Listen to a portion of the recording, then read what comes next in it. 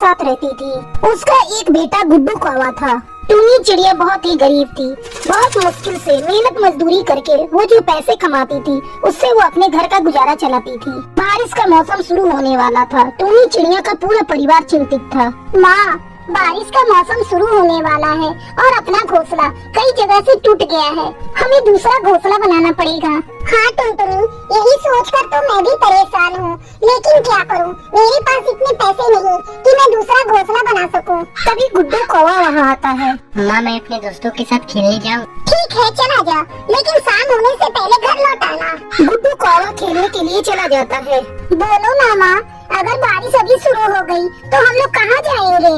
टुनटुनी तू रुक, मैं अभी कुछ सोचती हूँ, तब तक तू मेरे लिए चाय बना कर ला। टुनटुनी चाय बनाने चली जाती है और थोड़ी देर बाद चाय बनाकर अपनी माँ को देती है। टूनी चिड़िया चाय पीने लगती है। टुनटुनी, मैं सोच रही हूँ क्यों ना मैं जहाँ काम करती हूँ वहाँ से कुछ रुपए कर्ज ले लूँ, फिर धीरे धीरे चुका दूंगी। माँ, पहले से ही तुम्हारे ऊपर बहुत कर्ज है, फिर से कर्ज लोगी तो क्या करूँ टुनटुनी, तू ही बता।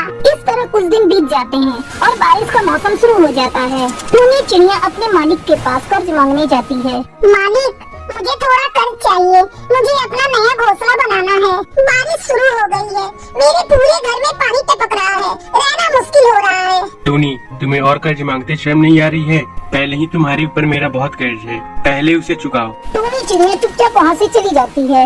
ऐसे में एक दिन जोरों से बारिश होने लगती है। टूनी चिड़िया का पूरा घर पानी से भर जाता है। माँ, जल्दी चलो यहाँ से, अगर घोंसला टूट गया तो हम सब दबकर मारे जाएंगे। ये सब देखकर टूनी चिड़िया रोने लगती है। क्या करूँ, कहाँ जाऊँ अपने बच्चों को लेकर, कुछ समझ में नहीं आता। वो चमेली कौवी के घर जाती है। चमेली बहन, मुझे और मेरे बच्चों को अपने घर में आसरा दे दो। तुम्हारे घर को क्या हुआ जो इतनी बारिश में मेरे यहाँ मदद मांगने चली आई?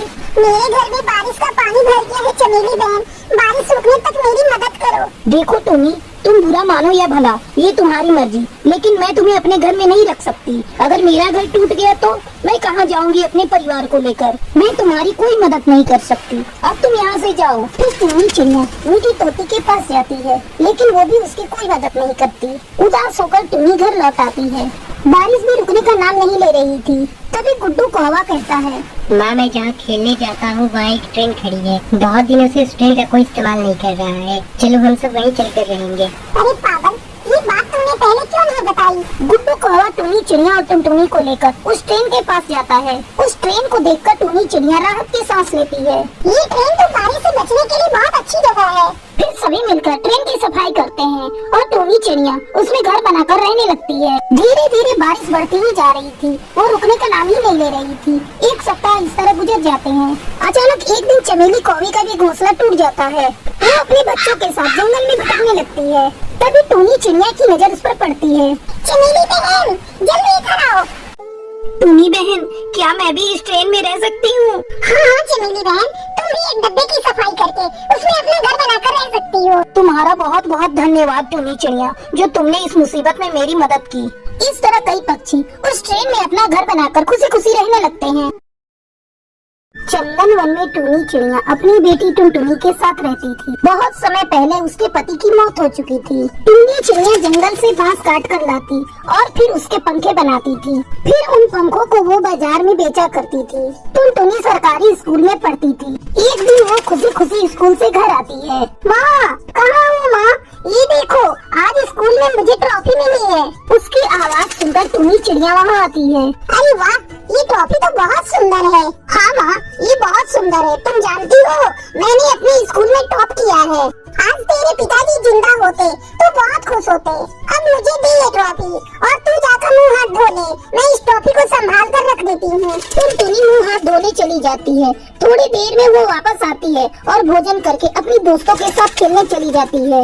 अगले दिन जब टूनी चिड़िया पंखा बेचने जा रही थी, तब टुनटुनी उससे कहती है, माँ, अब मुझे आगे की पढ़ाई के लिए पास वाले जंगल के हाई स्कूल में दाखिला लेना होगा। तुम मेरे साथ चलकर मेरा दाखिला वहाँ करवा दो। लेकिन बिटिया, वो जंगल तो यहाँ से काफी दूर है, तुम वहाँ अकेली कैसे जाएगी?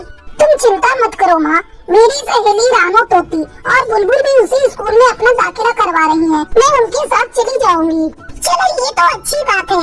आज मैं पंखे बेचने जा रही हूँ, कल तुम्हारा दाखिला हाई स्कूल में करा दूंगी। ऐसा कहकर टूनी चिड़िया पंखे बेचने के लिए चली जाती है। पंखे ले लो पंखे, बांस के बने पंखे। अरे ओ पंखे वाली, एक पंखा कितने की दे रही हो? 5 रुपए की एक पंखा दे रही हूँ दीदी। ये लो, ये पंखे बहुत ही मजबूत और टिकाऊ हैं, आराम से पूरी गर्मी निकल जाएगी। लेकिन तुम इसकी दाम बहुत ज्यादा ले रही हो। मैं तो 2 रुपए दूंगी, अगर देना है तो दो, वरना मैं यहाँ से जा रही हूँ।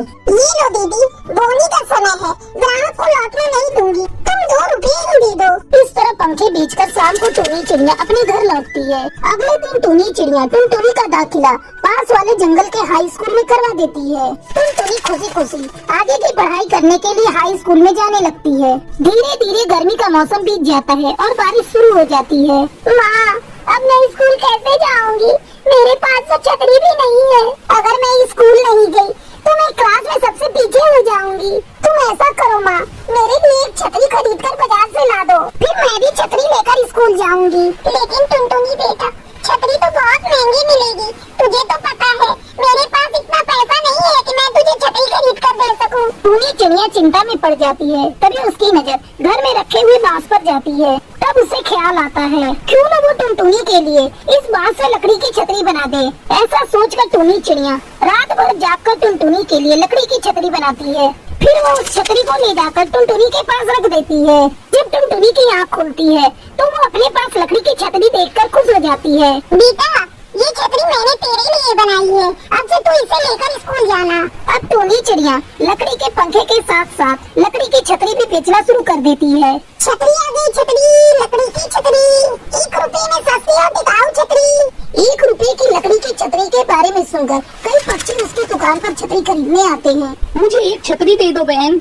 और मुझे 2 छतरियाँ चाहिए। ठीक है, मैं अभी सबको 1-1 रुपए वाली छतरी देती हूँ।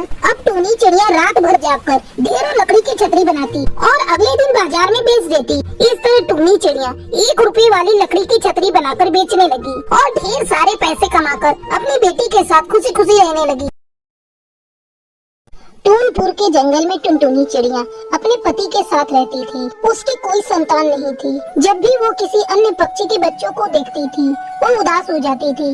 एक दिन टुनटुनी चिड़िया अपने घोंसले के बाहर बैठी थी। उसके सामने पक्षियों के बच्चे खेल रहे थे। उन बच्चों को खेलते देखकर टुनटुनी चिड़िया अपने पति भोलू कबूतर से कहती है, देखो जी, ये बच्चे कितने प्यारे लग रहे हैं। यदि आज हम लोगों का भी कोई बच्चा होता तो वो भी इनके साथ खेल रहा होता। लगता है अनजाने में हम लोगों से कोई बहुत बड़ी भूल हो गई है, जिसके चलते भगवान हमें ये सजा दे रहा है। तब भोलू कबूतर टुनटुनी चिड़िया को दिलासा देता है, टुनटुनी, मन छोटा मत करो, भगवान पर भरोसा रखो। एक न एक दिन हमारे घर में भी बच्चे की किलकारी गूंजेगी। मेरा दिल कहता है कि तुम जरूर माँ बनोगी। क्या बताऊं जी, जब भी मैं इन बच्चों को देखती हूँ मेरा मन इन्हें प्यार करने को करता है, लेकिन डर लगता है अगर मैं इन बच्चों को प्यार करने गई तो कहीं इनके माँ बाप इनका यहाँ खेलना बंद न कर दें। इतना कहकर टुनटुनी चिड़िया अपनी आँखों में आंसू लिए घोंसले के अंदर चली जाती है। समय तेजी से गुजर रहा था। एक दिन टुनटुनी चिड़िया नदी पर पानी लेने के लिए जाती है। वहाँ उसे एक पेड़ की डाल पर नन्ही चिड़िया रोती हुई दिखाई पड़ती है। टुनटुनी तुरंत उस नन्ही चिड़िया के पास जाती है। तुम कौन हो बेटी, और यहाँ अकेली बैठी क्यों रो रही हो? तुम्हारी माँ कहाँ है? चलो मैं तुम्हें तुम्हारे घर पहुँचा देती हूँ। तुम मुझे अपने घर का पता बताओ। वो नन्ही चिड़िया रोते रोते टुनटुनी को बताती है, आंटी जी, मेरा कोई घर नहीं है। मेरी माँ मुझे यहाँ अकेले छोड़कर पता नहीं कहाँ चली गई। मैं बिल्कुल अनाथ हो गई हूँ। अरे नहीं नहीं गुड़िया, तू अनाथ नहीं है, मैं तेरी माँ हूँ। आज से तू मुझे माँ कहना। मेरी कोई संतान नहीं है। तू चल मेरे घर, मैं तुझे बहुत प्यार दूंगी। क्या तू मेरे साथ चलेगी गुड़िया? हाँ आंटी, मैं आपके साथ चलूंगी। टुनटुनी उस नन्ही चिड़िया को लेकर अपने घर आती है और बड़े प्यार से उसे पालने लगती है। दोनों पति पत्नी प्यार से उस नन्ही चिड़िया का नाम टूनी रखते हैं। जब टूनी चिड़िया थोड़ी बड़ी होती है तब टुनटुनी चिड़िया उसका नाम एक अच्छे स्कूल में लिखवा देती है। टूनी मन लगाकर पढ़ने लगती है। इस तरह टुनटुनी चिड़िया के दिन अब हंसी खुशी से बीत रहे थे। अचानक एक दिन जब टूनी चिड़िया अपने घर के बाहर खेल रही थी, तभी टूनी की असली माँ वहाँ आती है और वो टूनी को लेकर भागने लगती है।